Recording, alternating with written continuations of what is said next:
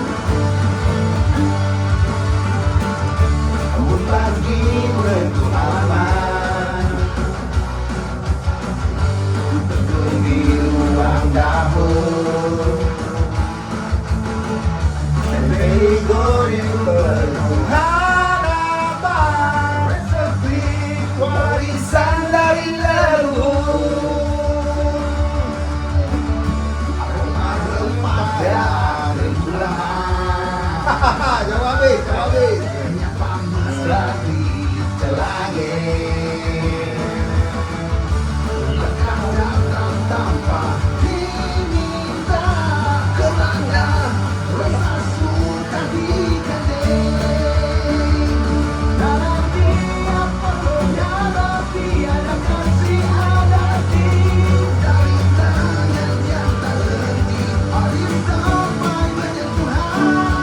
Terus sekali. Tempe pagi.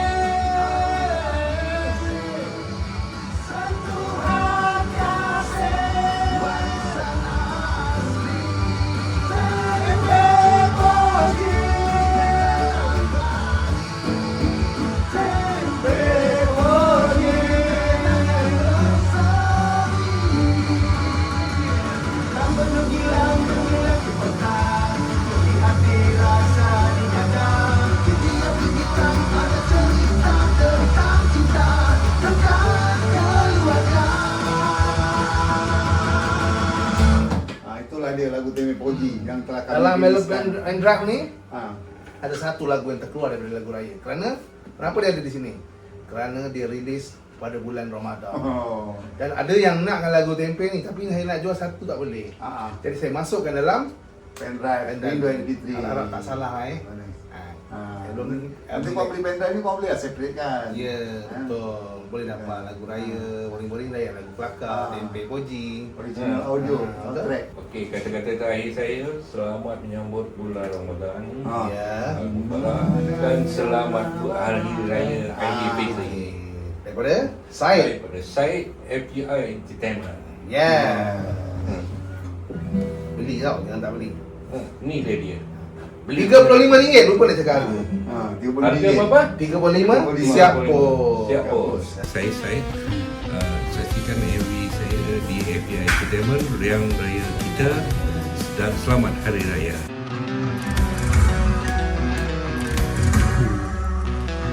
Siapa? Nyanyi.